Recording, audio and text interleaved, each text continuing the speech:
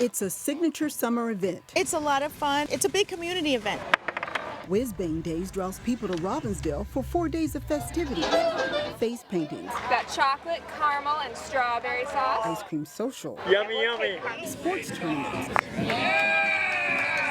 Popular parades. Kids like it because they throw a lot of candy out. Family and friends. You know, it's really been a tradition in our family.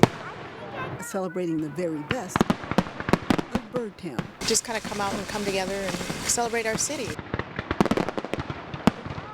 For many folks in Birdtown, summer doesn't officially start until Whiz Bang Days. And who could blame them? There's so many things to see and do.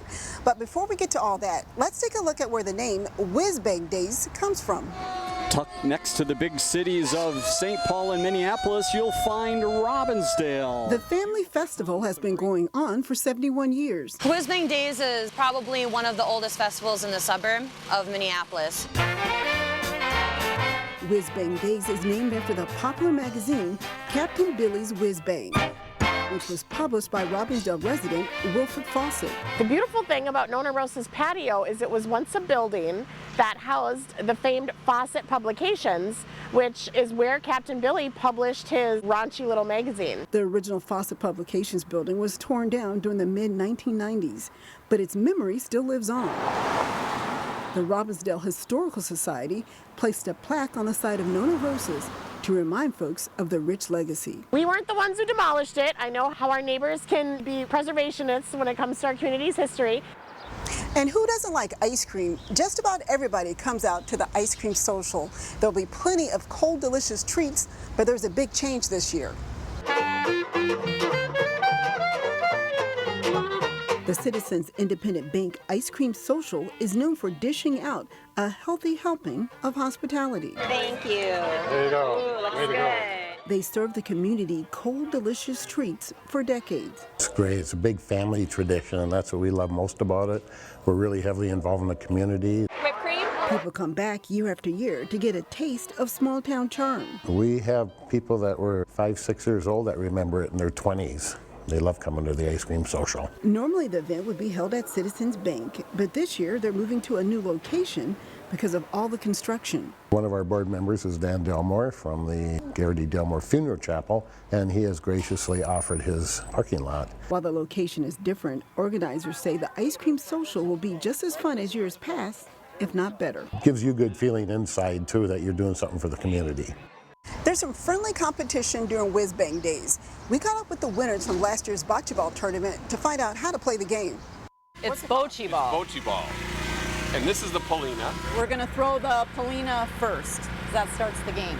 The objective is to get the bocce closest to the Polina.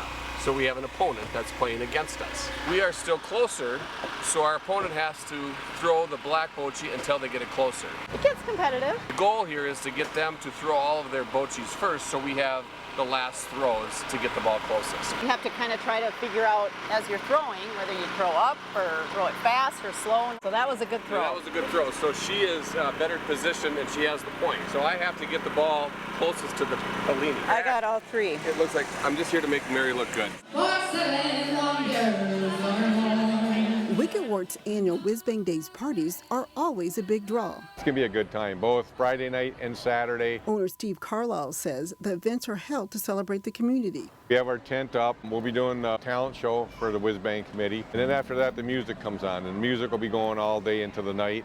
And we'll have like 20 beers on tap. Plus, there are games and prizes for the little ones. We have the bouncy house for the kids. They're also breaking out 4 signature beers for the 4-day festival. We're putting a house IPA on. We're going to leave it on because not all the time do we have an IPA. Wicked Wart is donating part of the proceeds from the signature beers to the Firefighters Relief Fund. It's just a good thing. They use it for a good purpose. Whiz Bang Day events at Wicked Wart are July 12th and 13th. The much-anticipated Whiz Bang Days block party kicks off July 12th underneath the water tower. We're just trying to make it so that a lot of the businesses in our community are able to participate. We have new businesses such as Hy-Vee that has just been located in Robbinsdale, and they made a huge donation this year, and they've been really into wanting to help out Whiz Bang Days. Pig Ate My Pizza is sponsoring the popular event, and this year there's some new things. Organizers are launching a program called Cultivate the Arts. It's a program where there's going to be a lot of youth that are going to be able to learn about different types of activities and crafts in our community and from different cultures as well. And cover band Mockstar will move the crowd. They're a karaoke band. The band takes karaoke songs and performs along with the singer.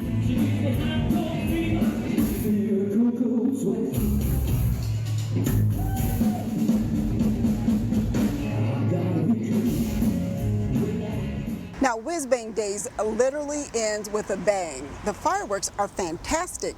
Don't believe me? Here's a sample from last year.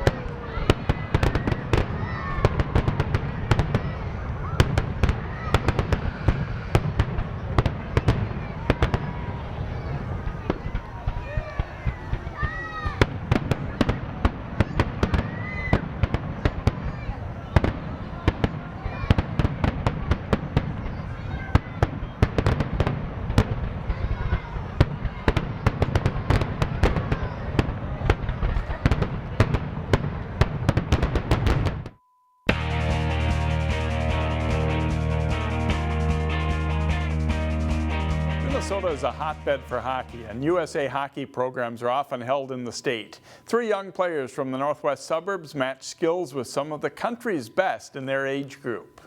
It's an impressive group of players. The USA Hockey Girls 16 and 17-year-old National Development Camp in St. Cloud included a healthy dose of Minnesota players. For Wayzata's Sophie Urban, Maple Grove's Tristana Tater, and Breck's Emily Zumwinkle, it's a thrill to be included. I always love coming out of these camps because you always meet so many new people from all over the country, and it's actually been super fun because for the past 3 years or so I've actually had the same girl from Alaska been on my team for the past 3 years, so it's fun to come out here every year and get to see her.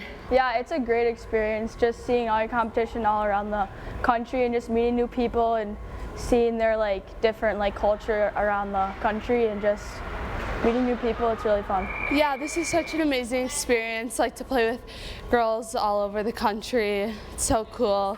All 3 of the local girls have been to past select camps. With the high level of play, the game moves fast, and it isn't easy to dominate.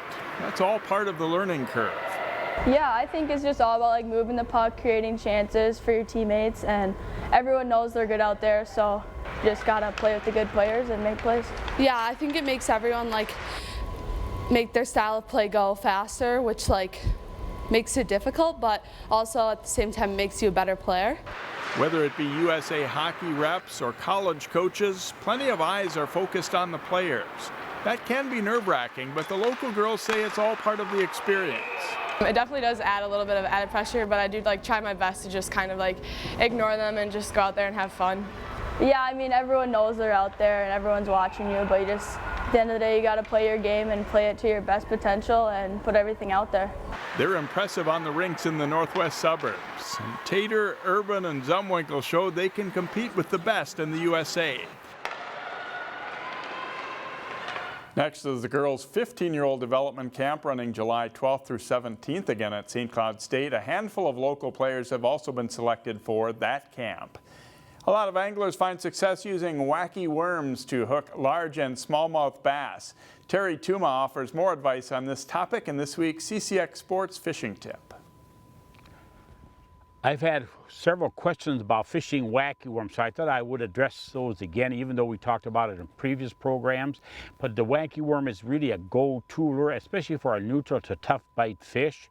We're talking bass, of course, largemouth and smallmouth, but really I do use either what's called a General by Berkley or a power sinking minnow.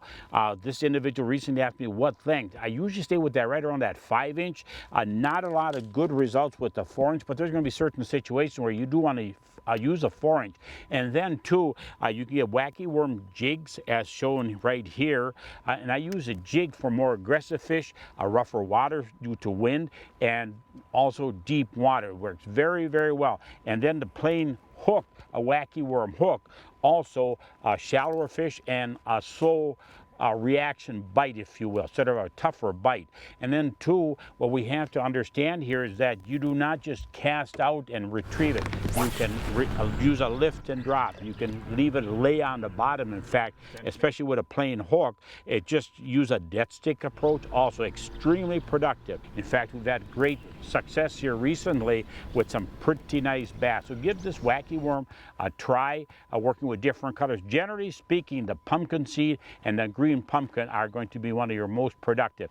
Casting right to the edge of the weeds and even away from the reeds, or if you're working some riprap areas for smallmouth, some rocky areas for smallmouth, also a very, very productive technique, and a presentation needs to vary. Be sure to give it a try. You'll be very, very surprised at the wonderful success you'll have fishing for largemouth and smallmouth bass. Thanks, Terry, and that is all for sports. More news in a moment.